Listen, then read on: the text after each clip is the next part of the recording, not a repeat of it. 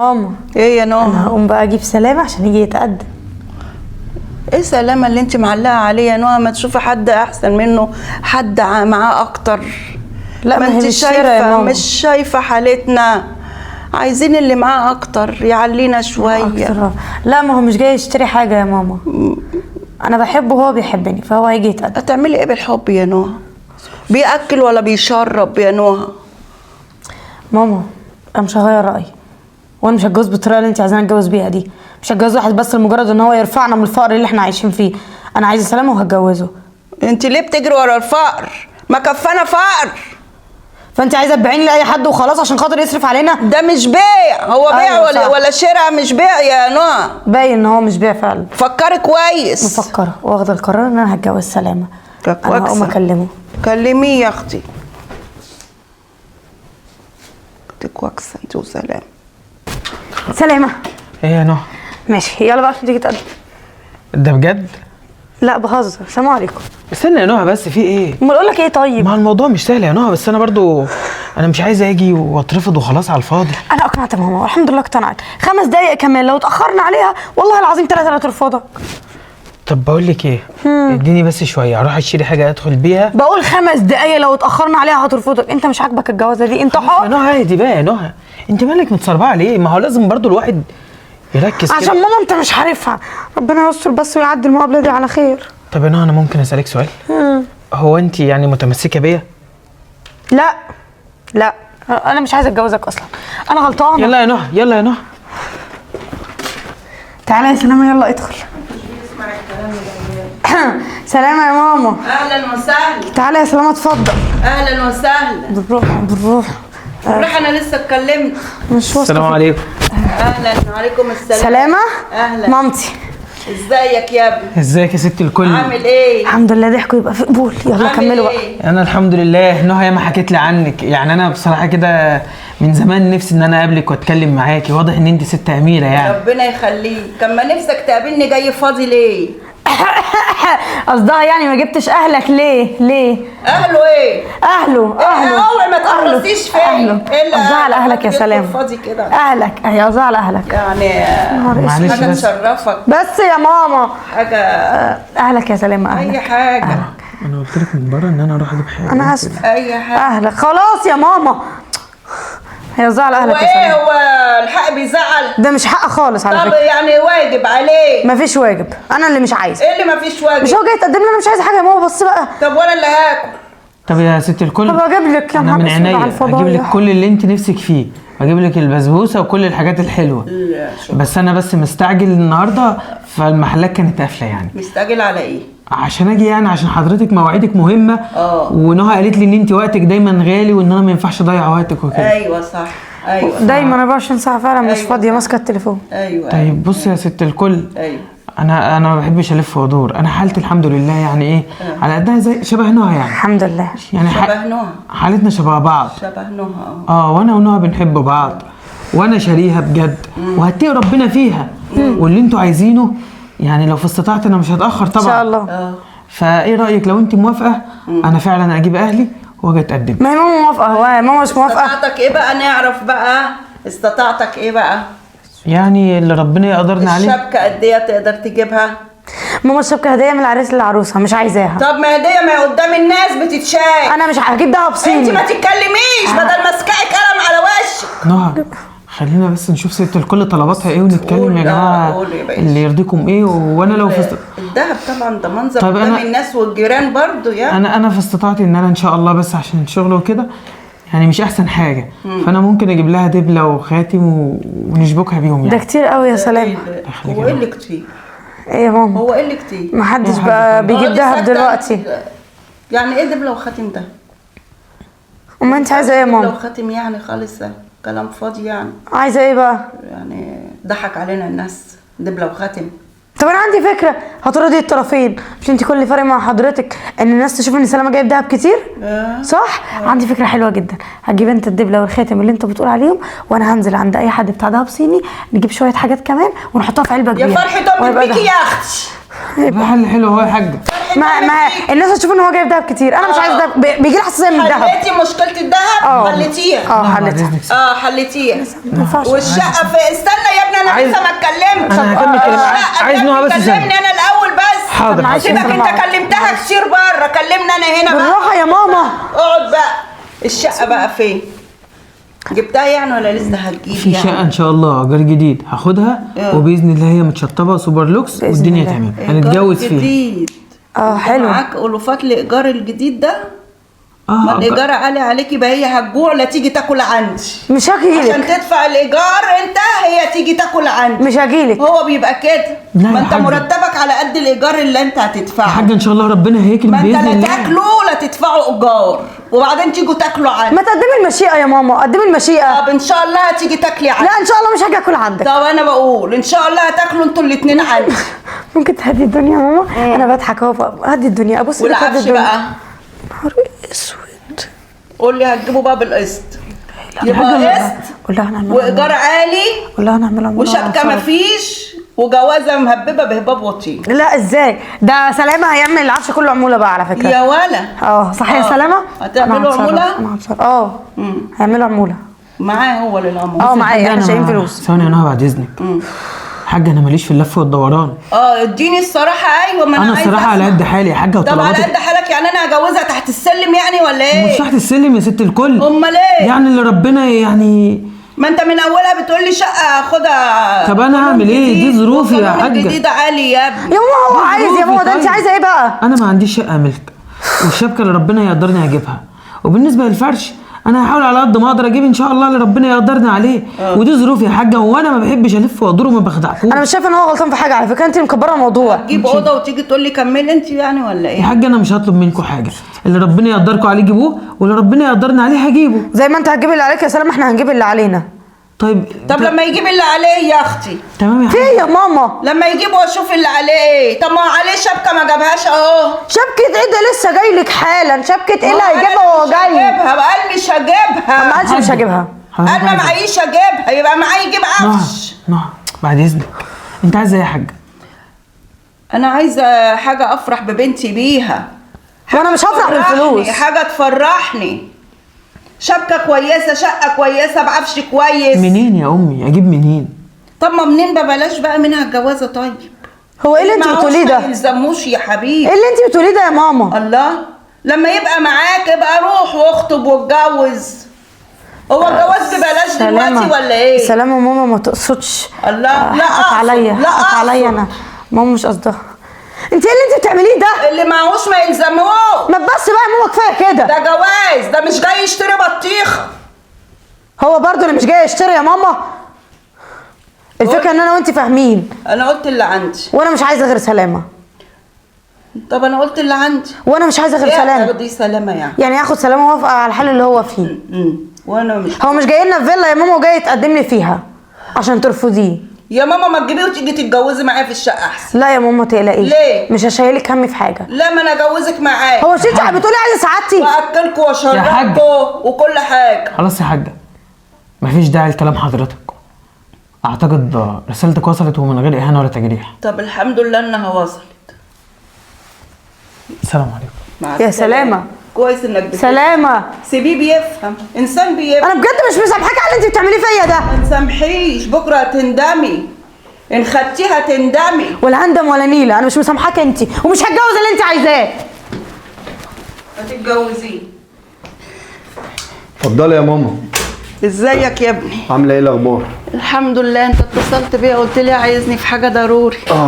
الحاجه الضروري ان الشقه اللي انتوا قاعدين فيها الراجل صاحب البيت عايز يطلعكم منها ويسكن ناس تانية، عشان طبعا الايجارات غليت دلوقتي. لولا ان انا استسمحته يعني يسيبكم يومين ثلاثه. ربنا يكرمك. بس بعد كده بقى هتطلعوا من الشقه هتروحوا فين؟ طب اروح فين بعد كده يا ابني طيب؟ والله يا ماما انتوا صعبانين عليا الفقر اللي انتوا فيه ده، وما سمعتيش كلامي. المفروض كنت تسمعي كلامي وتشوفوا حد يطلعكم من اللي انتوا فيه ده.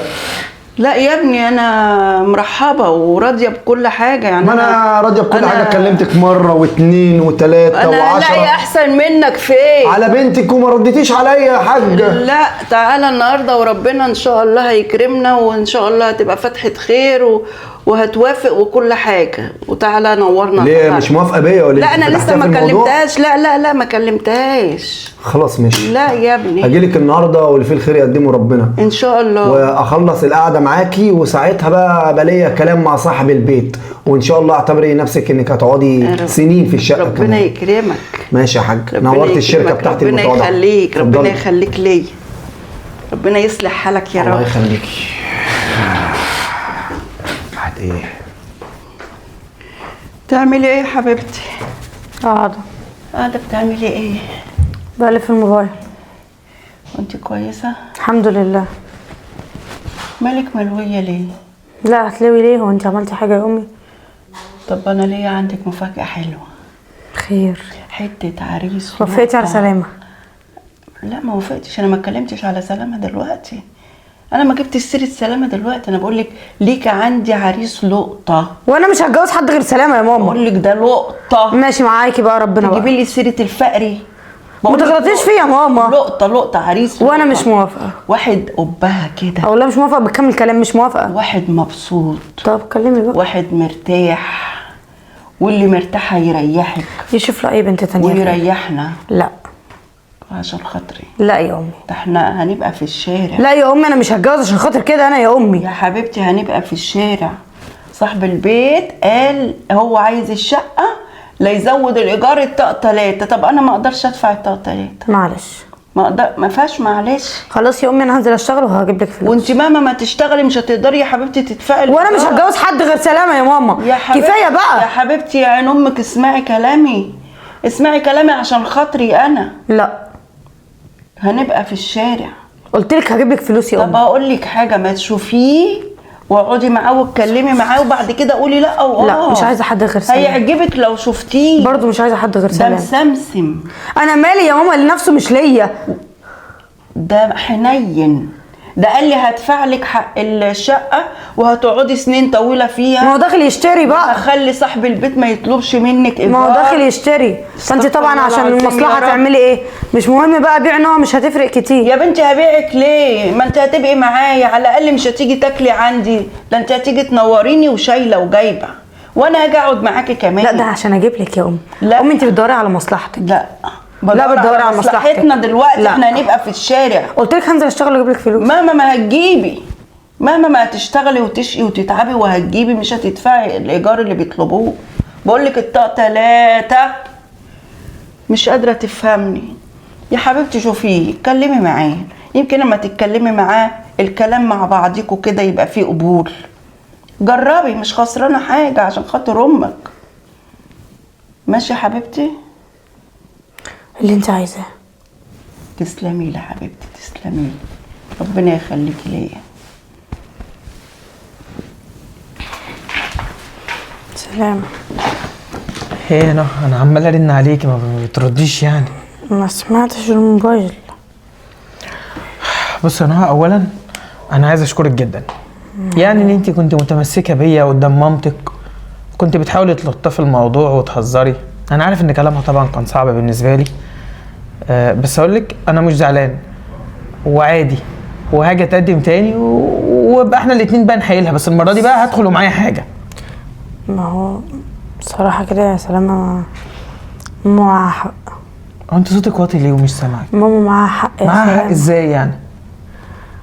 يعني احنا الاتنين فقراء يا سلامة، هنعيش منين ولا هنعمل ايه؟ الجوازة دي فعلا مش نافعة.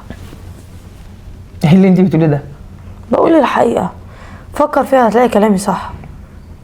ازاي يا نهى؟ وبعدين انت قلت لي اصلا ان احنا مكملين وهنتجوز وحتى لو في عشه وكلام وانت زي شفت كده. انا اتمسكت بيك ازاي. بس طيب ماما احنا- فعلا معاها حق يا سلامة، الجوازة دي مش هتنفع ولا هتكمل. انت جايه تهزري صح؟ انا ما بهزرش يا سلامة، انا بتكلم بجد. يعني ايه بتتكلمي بجد؟ يعني بتكلم بجد يا سلامة، الجوازة دي عمرها ما هتكمل، ولو دامت يوم 2 3 شهر 2 3 هتيجي في يوم وهتنتهي يا سلامة. يبقى ننهيها من دلوقتي احسن. ننهيها؟ اه يا سلامة ننهيها. يعني انت مش جايه هنا عشان تقولي معلش وحقك عليا وما تزعلش من اللي ماما قالته؟ لا انا جاي اقول لك ان هي معاها حق، جوازتنا مش هينفع تكمل يا سلامة. بعد اذنك. بعد اذنك؟ نهى احنا مش عارفين بعض امبارح عشان تقولي بعد اذنك النهارده. وهي كلامها صح يا سلام، مش هنقعد احنا الاتنين بعد الجواز نشحت. فكر كده معايا لو كنا جبنا عيل او 2 يا بنت الرزق ده بتاع ربنا، محدش عارف بكره في ايه، وانا بجتهد وبشتغل مش هنلاقي ناكله برضه يا سلامه. على فكره احنا يعني مش فقير بالشكل اللي انت بتبصي له ده، انا الحمد لله والدنيا مستوره، وياما ناس كتير جدا اتجوزت والدنيا نفس حالتي. كفايه بقى كفايه. كفايه انت يا نهى، ايه اللي انت بتقوليه ده؟ هو لازم الانسان يبقى غني جدا عشان يتجوز البنت اللي بيحبها؟ وانا قلت لك الحقيقه يا سلامه، مش هينفع نكمل خلاص بقى. ماما معاها حق. يا خساره يا خساره يا نهى، طلعت شبه بنات كتير جدا، وانا اللي كنت فاكرك مختلفه. لكن ماشي. مالك يا بنتي؟ مالك يا حبيبتي؟ فركشت مع سلامه. ايه ده بجد؟ بجد؟ يا الفرحة ألف دي. بركة، يا ألف بركة، فرحتيني. أول مرة تفرحيني يا حبيبتي، ودي حاجة كسرتيني. ودي حاجة تزعل. ده انت بكرة هتدعي لي داعة. الله يسامحك. السلامة سلامة هيجيب لك الفقر، والفقر وحش يا بنتي، اسألي اللي مجرب. كل اللي نفسك فيه مش هيجيبهولك. مش عايزه حاجه. كل شويه يقول لك معيش، ما قبضتش، استني اول الشهر، طب استني ربع الشهر، خلاص طب استني خلاص آخر كفايه الشهر. بجد، كفايه خلاص، يا كفايه عشان أختي كده- اتخنقت. يا اختي كده احسن ربنا يرزقك باللي احسن منه، واللي هيسعدك ويهنيكي. اسمعي كلام امك. مش ده اللي انت عايزاه؟ المهم ان اللي انت عايزاه اتعمل. يا اختي حبيبتي حبيبه امك. شوفي هنشوف المصايب اللي جايه. شوفي، لا مش نصايب، ده مش نصايب، افتحي. خلاص ناقصه اقرف على المسا. مساء الخير الحاجه هنا. اهلا وسهلا، اتفضل يا ابني. ازيك يا حاجه؟ اتفضل. تقول لي انا مين؟ اتفضل تعالى. اكيد مصيبه من المصايب. تعال. اهلا ازيك؟ اهلا بالغالي. مين ده؟ يا ما جايب الهنا. جايب لك كل حاجه اللي انت بتحبيها. يا مين ده حبيبي؟ انت ما قلتلهاش يا حاجه ولا ايه؟ لا قلت لها يا اخويا، قلت لها ده العريس. عريس مين؟ العريس، اسكتي. اهلا عامة نورتنا. حاجة طبعا انت عارفه حياتي عامله ازاي. ايوه عارفه. عارفه ان انا عندي شركات الحمد لله، يعني شركات كتير ما شاء الله ما شاء الله. وبسم الله ما شاء الله بنتك يعني ان شاء الله هتخش في فيلا، وعندي شقق برضه، عندي شقه في الزمالك وشقه في التجمع، بس انا افضل نعيش في الفيلا يعني. بس هي دي حالتي الاجتماعيه، والباقي كله انت عارفاه. ربنا يزيدك يا المهم رب، ان ربنا استاذه نهى يكرمك. تبقى مبسوطه. لا مبسوطه، هي مبسوطه. والدهب اللي انتوا عايزينه واي مصاريف اي حاجه انا جاهز ليها. شفتي الدنيا هتحلو. لو انت مش عارفه حاجه عني، يعني انا اسمي اسلام مصلحي محمود. عامه انا عندي شركات كتير، عندي شركات عقارات، يزيدك. عندي كذا فيلا، عندي كذا شقه، طبعا فلوس كتير قوي في البنك. طبعا كل ده يبقى ليكي لانك انت هتبقى المستقبل في اللي جاي يعني باذن الله. شفتي طبعا عيالنا طبعا في المستقبل، ومدارس خاصه وحاجات. انا كده منظم برنامج كده حلو يعني. شفت اختيار امك؟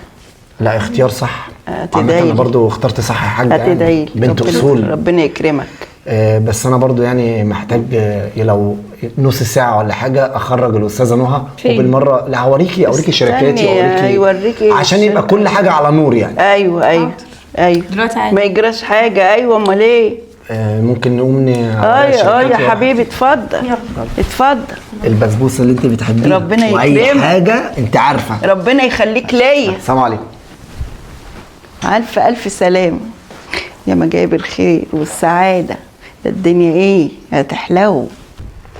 على فكره نهى، مامتك اضرب مصلحتك، ولو قالت لك مامتك هو ده المستقبل، فكري كده كويس لما تتجوزي واحد يبسطك، يعني بمعنى الكلمه يكون عندك فلوس، عندك شركه، عندك سواق. احسن يعني انا اسف ما تعيشي مع حد معهوش فلوس مش هيقدر يساعدك. انا عارف برضو ان انت لسه ما تعرفينيش، واكيد انت ما حبيتنيش ولا انا حبيتك، لان احنا لسه عارفين بعض، واعتبر ده جواز صالونات. بس مع الوقت ان شاء الله هنعرف بعض اكتر، مع الوقت هتحبيني، مع الوقت هحبك، كل حاجه لها وقت. كل حاجه بتيجي بالوقت. بس اهم حاجه برضو الماده. انت مش هتحبي انسان اسف يعني ومش لاقي ياكلك، لازم يكون حد معاه فلوس. والحب ده حاجه مهمه، بس هيجي مع الوقت انا متاكد. وانا والله يعني هتكوني مبسوطه معايا جدا وانا واثق انك هتحبيني يعني، لان انا عامل معاكي كل خير يعني. على خير ان شاء الله خير وهتكوني مبسوطه يعني. باذن يلا الله. بقى عشان نكمل كلامنا في الشركه. يلا. اتفضلي. مش حد بيعمل كده بقى. شكرا.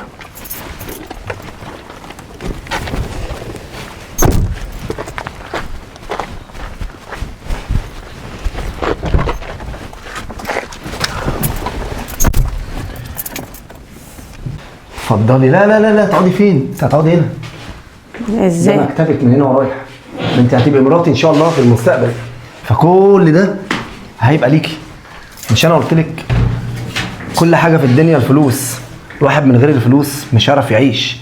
الشركه دي من هنا ورايح هتبقى بتاعتك، وده مكتبك، وانا يا ستي هقعد هنا واخد الامر منك كمان. انت بتتكلم بجد؟ اه طبعا بتكلم جد. يعني انت عايزاني اروح لمامتك واتقدم لك واطلب ان انا اتجوزك؟ كل ده بهزار يعني؟ اكيد لا. دي يعني انا عندي 3 شركات، دي منهم يعني. بس شكلها حلو قوي. والله انت اللي احلى. ان شاء الله دي هتبقى بتاعتك وهكتبها باسمك كمان، والعربيه اللي انت شفتيها برضه هكتبها باسمك. بجد؟ اكيد. بس ان شاء الله يعني خير بقى، ربنا يكرم بس ونتجوز. هو ان شاء الله الفرح هيبقى على امتى؟ ايه؟ قلت ايه؟ في يا نهى مالك؟ مفيش. بقول لك ان شاء الله الفرح هيبقى على امتى؟ هشوف واكلمك. انا ممكن امشي انا بس دلوقتي عشان ما اتاخرش على ماما. طب بنطلب عصير طيب بالاخر؟ لا شكرا، هظبط في الميعاد وهكلمك بعد اذنك. خلاص انا. طب اجي اوصلك؟ لا شكرا. ماشي يا نهى. ماما ايوه حبيبتي. كان عندك حق بصراحة. وراني شركة حلوة قوي يا ماما وقال لي هيكتبها باسمي وراني برضو عربية وقال لي هيكتبها باسمي وقال لي كل حاجة هتبقى بتاعتك. ايوه ما هو قال لي كده قبل كده، بس هو ابن حلال. شاب لطيف كويس. هو كويس. ده رحنا بالعربية بتاعته ما كملناش 10 دقايق او ربع ساعة. جميلة العربية. ده انا وسلامة لما كنا بنيجي نروح مشوار كنا بنستنى الاتوبيس بالساعة والساعتين. يا دي النيلة يا بنتي، انسي بقى الفقر، انسي. ربنا حب يسعدك ويعوضك، فانسي بقى. بصراحة يا ماما كان نفسي كل الكلام ده يحصل مع سلامة. يا بنتي الزمن ده بقى ايه، كل حاجة يعني الفلوس، الخطوة بفلوس. عندك حق، كله بقى ماشي كده يا أمي. لازم اهم حاجة الفلوس. المهم هو كان عايز يعرف ميعاد الفرح عشان خاطر نتجوز يعني وكده. ان شاء الله من بكرة، ما هو جاهز. اللي تشوفيه يا أمي ظبطي معاه وبلغيه. ماشي حبيبتي، الحمد لله رب العالمين. المهم ان انت تبقي مبسوطة. مبسوطة. طيب ربنا يسعد قلبك. يا رب يا أمي يا رب. طيب ربنا يحميك يا بنتي. يا رب. هقوم طيب. أنا بقى. ماشي. ربنا يهديكي ويحميكي ويسعدك. ربنا يخليكي ليا يا حبيبتي. سلامة اتفضل. اه ده اسلام. خلاص يا اسلام. ليش احنا البيت مش على قد بقى؟ في ايه يا اسلام؟ من امتى يعني بيفرق الكلام ده؟ نورنا. الشقة المتواضعة دي منورنا مع بتاعتك يعني، ربنا يخليك ليا يعني. خليني قاعد بقالي سنة على اسلام وجار. انا بعتبرك اخ. ربنا يخليك بالسلامة. عايزك باختصار من غير ما تزود ولا تنقص. ايوه يا باشا. قول لي بقى بالظبط اللي طلبته منك ايه اللي تم. كل حاجة تمت زي ما انت قلت. اخر مرة خدتها في الشركة وعرفتها ان دي شركتي وكل حاجة بتاعتك بتاعتي انا، وفهمتها كل حاجة بالحرف الواحد. قلت لها ان شاء الله الجواز هيبقى امتى، قالت لي سيبنا افكر. دي اخر حاجة. طب انت شايف ايه؟ كان مبسوطة بالموضوع ولا جدا. كانت منبهرة جدا وفرحانة ان هي هتبقى. اصل انا قلت لها كلام زي الفل، قلت لها انا الشركة دي هتبقى ما بتاعتي. حسيتش انها مضغوط عليها يا اسلام؟ هو انا حسيت شويه، واللي ضغط عليها امها عشان الفلوس. واديك شفت يا استاذ سلامه عملت فيك ايه يعني. انا اسف يعني لما انت بنت لهم ان انت حد فقير. يعني في النهاية كانت موافقة وفرحانة جدا عشان الفلوس.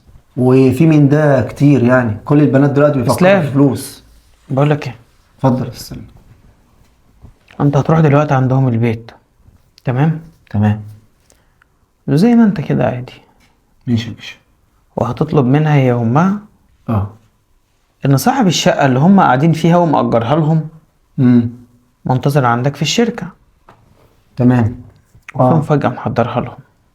طب ما اعرف المفاجأة ولا اتفاجئ زيهم؟ انت هتقول لهم ان في مفاجأة انت محضرها لهم. انا اقول لهم في مفاجأة محضرها لكم في الشقة في الشركة يا اسلام. الشركة. انا اسف ما غصب عنك. انا عايزك تركز يا اسلام. انت اسلام. هيبة انت اسلام، اتفضل يا باشا. اعمل اللي بقولك عليه بالظبط، حاضر. وانا هستناك في الشركة وما تأخرش. ماشي يا استاذ سلمى. روح بعد اذنك. بقى عشان فلوس تعملي كده فيا نوع. شوف يا نوع مين. حاضر يا ماما. ايوه ايوه. مش عارفه متكهرب ليه. في ايه؟ فرحان ومبسوط. اهلا اتفضل جوه. ازيك يا حاجة؟ طب يعني ما كنت عايز اقول كلمتين ونمشي على طول. تعالى ماله ده؟ ازيك يا حاجة عاملة ايه؟ نورتنا. الله يخليكي. احنا كده ايه عايزين تشرب نقوم ايه؟ ربطة لا نشرب كل حاجة وناكل في الشركة. اصلا انا محضر لكم شركة مفاجأة. ايه؟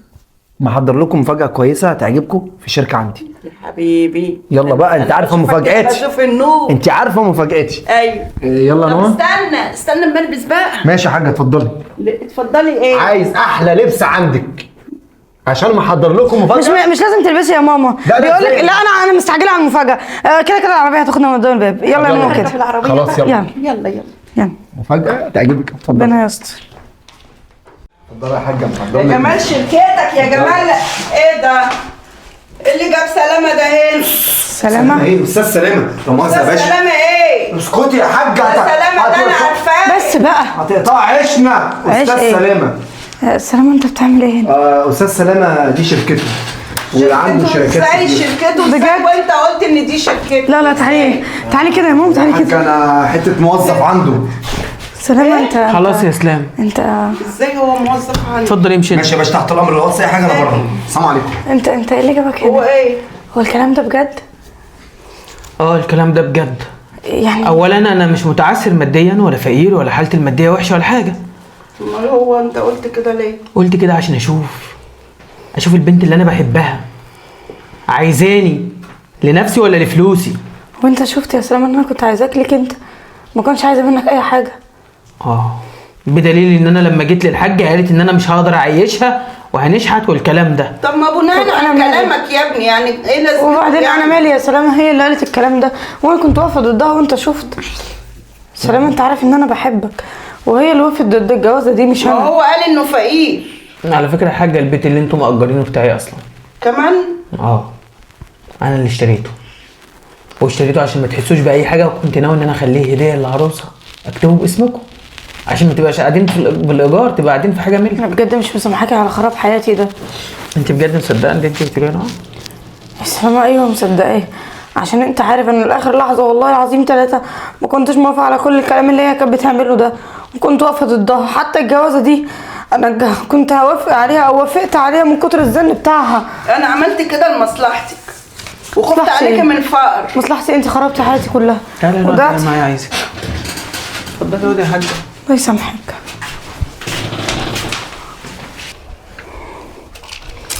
سلامة انت اكيد مصدقني صح؟ بص انا عارفه ان انت حقك تزعل وتتضايق، بس متهيألي ان انت شفت ان انا وقفت قصاد مامتي عشان خاطرك، بس هي بجد فضلت تأذيني على دماغي كتير قوي، وقعدت تقولي هنطرد من البيت وانتي مش عايزه تساعديني ومش عايزه تقفي جنبي. انت مش فاهمه هي ضغطت عليا ازاي. انا وافقت عشان اخلص بس من زنها، وفي نفس الوقت عشان برضه ما تطردش في البيت وتعيش في الشارع، لكن غير كده انا ولا لحظه والله العظيم 3 حبك في قلبي قل. يا سلام رد عليا. انا مستغرب بجد، مستغرب انتوا يعني صنف البنات ده بيبقى ايه؟ هو انتوا ليه اللي يدفع اكتر تروحوا؟ ايه اللي انت بتقوله ده؟ اللي انا بقوله ده هي الحقيقه. الكلام ده مش حقيقي. الكلام ده حقيقه نهى. لا مش حقيقي وانت حقيقة لما شفت. قابلتك انا شفت في البدايه واحده كانت كويسه وتمام وما زالت هي. نهى ما تخدعيش نفسك. انت في اقرب فرصه جالك حد يا كل خلقة ربنا كويسة، بس انت وافقتي عشان الفلوس. مش انا اللي وافقت يا سلامة، انت ليه مش مقتنع؟ هو انت فعلا مصدقة نفسك؟ ايوه طب على مصدقة. الأقل ما كنتش يعني حتى لو رفضتوني مش بعدها بكام ساعة تتخطبي للي معاه فلوس. هي اللي جابته، انا ما اعرفش اي حاجة عنه اصلا. بطلي ترمي اعذار على اي حد حتى لو كانت مامتك. طب فرصة، والله ما برمي اعذار، دي الحقيقة. فرصة واحدة، انا مش عايزة اي حاجة منك، مش عايزة اي فلوس، والله ما عايزة اي حاجة. فعلا مش هتاخدي مني اي حاجة، انا مش عايزة. وانا مش هدي حتى حب ليكي، مش هيبقى موجود.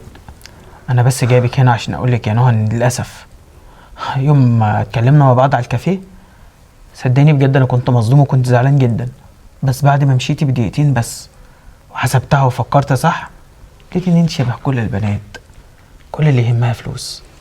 بالنسبه للشاب يا عيني بيبقى مخدوع، فاكر ان البنت هتكمل جنبه بقى وهتتحمله بظروفه بمشاكله بحريه، بس في النهايه البنت فعلا وانا ما استحملتكش. ملهاش غير اللي يدفع بس.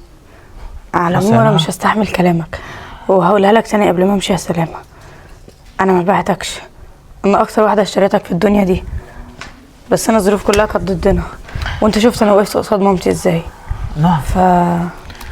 دلوقتي هتاخدي مامتك ومش عايز اشوف وشكوا تاني، وانا مجدعة مني هسيبكم مكملين في البيت اللي هو بقى بتاعي مع المواضيع بقى، طالما ماديات المفروض اطردكم في الشارع، بس انا مش هعمل كده. حقك يا سلامة، بعد اذنك. كل دي املاك، كل دي حاجات، ربنا يزيد ويبارك. انت بصراحة ستة ما حصلتيش، انا اول مرة اقابل واحدة زيك. انا كنت بسمع عنكم بس اول مرة اشوف واحدة زيك بالظبط. بس يا ابني كل ام لازم تعمل كده، لازم تخاف على عيالها وعايزه عيالها احسن ناس. على فكرة الفلوس مش كل حاجة، مستقبل بنتك ما كانش هيتبني بالفلوس وبس، كان هيتبني لما تعيشيها مع واحد بيحبها بجد، مش واحد شاريها بالفلوس ويدفع اكتر ياخدها. بقولك ايه، عموما الكلام معاكي مش هيودي ولا هيجيب، واي رسالة ليكي مش هتستحمليها اصلا عشان انت ست كبيرة وانا متعودتش اغلط في حد كبير. وانت بتسامح بقى، المسامح كريم. سامح كريم. طيب انا سامحي ليكوا ان انا زي ما قلت لبنتك هسيبكم قاعدين في الشقة فترة. طب كتر خيرك، وبعد الفترة هروح فين طيب؟ يمكن ربنا يكرمك بقى وتلاقيها مشتري لبنتك. اتفضلي اطلعي بره. ليه يا ابني كده؟ ليه يا ابني المسامح كريم؟ اطلعي بره. استغفر الله العظيم من كل ذنب.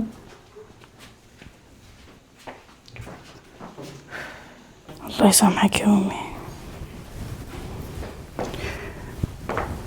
نهى يا بنتي يا حبيبتي، نهى مش عايزاكي تزعلي مني، عايزاكي تسامحيني. صح، حقك عليا. ازعل منك ليه؟ انت كل اللي عملتيه بس ان انت خربتي لي حياتي. انا كل اللي عملته كنت خايفه عليكي وعلى مستقبلك وعايزاكي تعيشي احسن واحده. انت ما كنتيش خايفه عليا، تجربي الفقر انت اللي كنت احنا خايفه على عشناه. نفسك ان انت تطردي بره، كنت خايفه على نفسك ان انت ما تلاقيش تاكلي. طب ما انت ما كنتيش خايفه عليا. ما انت معايا يا نهى. الله، ما انا لو اتطردت هتبقي معايا، لما اقعد في الشارع هتبقي معايا. وانت لسه بتجادلي يا امي؟ انت بعد ما خربتي حياتي لسه بتجادلي؟ ما جيت وقلت لك وجه من الباب وتقدم وقال لك انا بحب بنتك وشاريها، والراجل اللي كان هيجيب اللي في مقدرته. انت ليه كده؟ ليه كنت طماعه في الفلوس للدرجه دي يا بنتي؟ ليه فضلتي ورايا لحد ما خليتيني مشيت ورا كلامك؟ غصب عنك. ايه بس؟ ام عايزه بنتها احسن واحده في الدنيا. حرام عليكي، حرام عليكي. انا كنت بحبه وقلت لك انا مش عايزه اي حاجه غير الشخص اللي انا بحبه. قعدتي تقولي لا والحب ما بياكلش عيش وكل حاجه الفلوس. فضلتي ورا دماغي كل يوم وكل شويه لحد ما خليتيني اقتنع بكلامك، لحد ما صدقت ان انت كلامك صح، وبرضه في الاخر كلام انا اللي طلع صح وكلامك غلط. مبسوطه دلوقتي، ولا بقى في سلامه ولا بقى في اسلام. يا ريت تكوني مبسوطه او تكوني فرحانه. على فكره سلامه لو جه في اي وقت طردنا من البيت ده هيبقى حقه، والله حتى ما هزعل منه. انا ولا مبسوطه ولا عشان فرحانة. هتبقى انت السبب. انا زعلانه على زعلك بس مش اكتر. باين بعد كل اللي انت عملتيه ده ان انت فعلا زعلانه على زعلي. ربنا يعوضك ماما خير. انت لو خلاص كنت خايفه بقى. عليا يعني انا اعمل ايه او لو طيب؟ كنت عايزه مصلحتي كنت وافقتي ان انا ابقى مع الشخص اللي انا بحبه، بس ازاي بقى؟ ازاي حضرتك ما تمشيش رايك حتى في جوازي اللي ما انا اللي هو هعيش جه فيه؟ ورسم وقال انا فقير ومش معايا، وكل ما يعني اقول له إيه شبكه فقير؟ يقول ما فيش، اقول شقه يعني يقول إيه؟ ما يعني فيش. إيه ده؟ إيه ده؟ يعني قال فقير ومش يعني إيه معايا. فقير؟ يعني إيه الله، فقير؟ يعني ما معهوش والله ما معهوش يعيشك كويس. لا، كان هيعيشني على الاقل، كان هيبقى في بينا حب واحترام، ومتهيألي الحاجات دي هو الحب بيأكل؟ حضرتك ما تعرفيش عنهم حاجه. الحب ما بيأكلش. كفايه بقى، كفايه بجد الاسطوانه دي. طب خلاص، على العموم خلاص خلصنا انا بقى. عمري ما هسامحك في حياتي. طب خلاص، سامحتي ولا ما سامحتيش؟ خلاص بقى.